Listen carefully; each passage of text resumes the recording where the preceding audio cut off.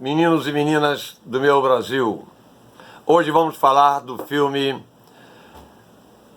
A Democracia em Vertigem, da jovem cineasta Petra Costa, que foi indicada para o Oscar desse ano. Eu li um artigo na Folha de São Paulo, do jornalista Igor Gello, e me chamou a atenção a maneira como ele aborda este filme. O filme é um documentário e todo documentário se propõe, como cinema de ficção, a fazer uma representação parcial e sempre subjetiva da realidade, sempre influenciada pelo olhar do realizador. E a Petra Costa fez isso muito bem.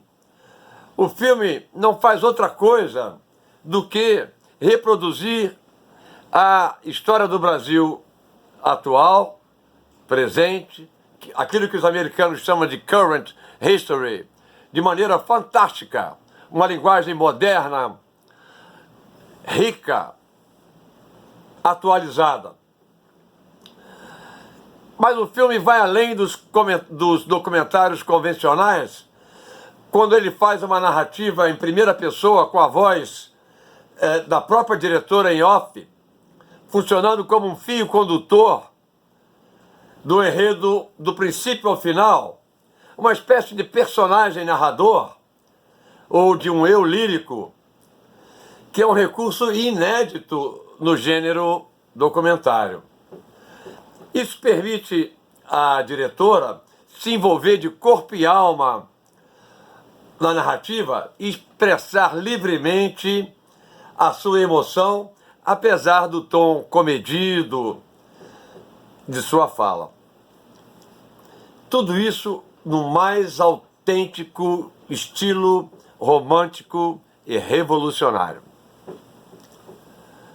Daí a dizer que esse filme é propaganda petista é a mesma coisa que dizer que Cidadão Kane é um libelo que defende a liberdade de imprensa, ou então que Cabra Marcado para Morrer é uma propaganda socialista na luta pela reforma agrária.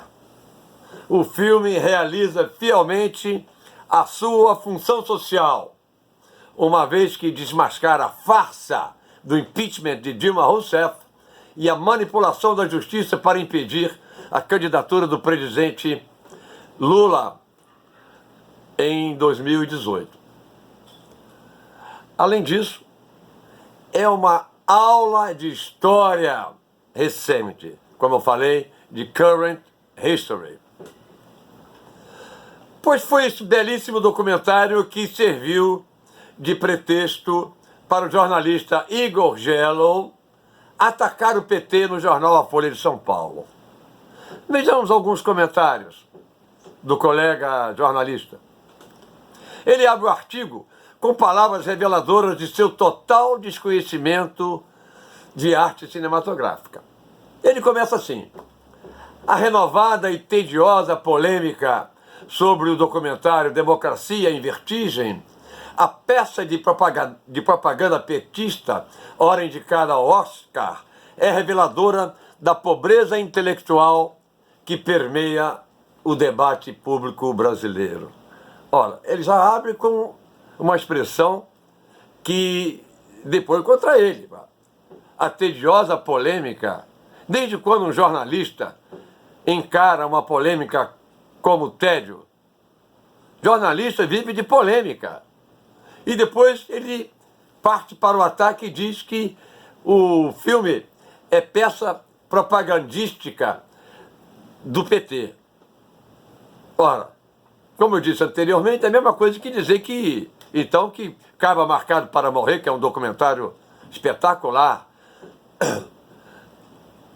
sobre a questão das ligas camponesas, fosse um manifesto socialista em luta pela reforma agrária, como eu disse anteriormente. Depois ele continua dizendo que há manipulações evidente de narrativa para que o espectador incauto acredite que o Brasil viveu um golpe de Estado em 2016 e não um conturbado processo de impeachment de uma governante inepta.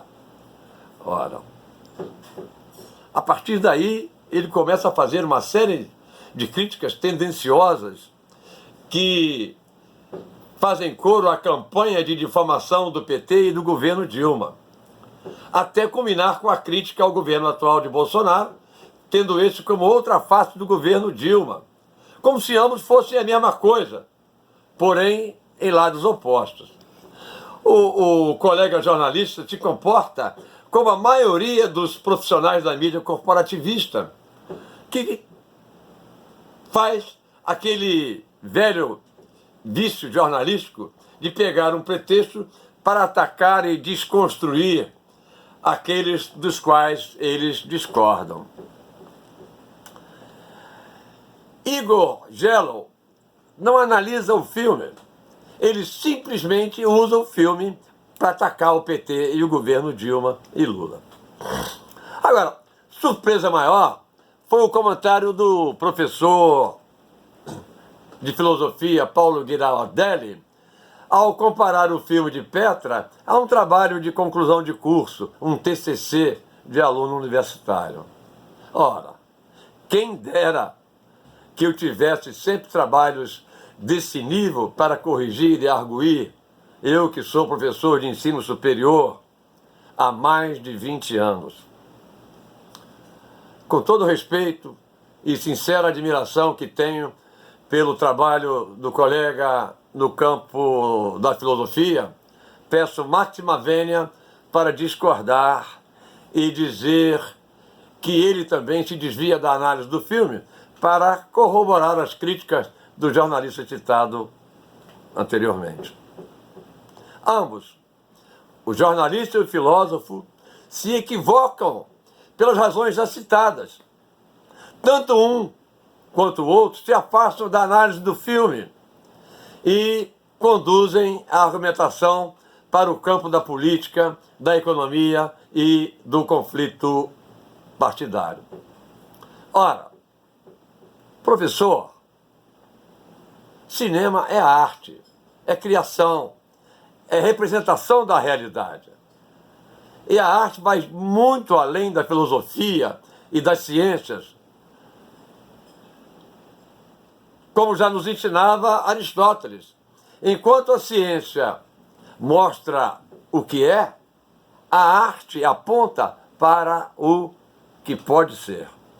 Então, a arte é muito mais universal e muito mais abrangente que a ciência e a filosofia.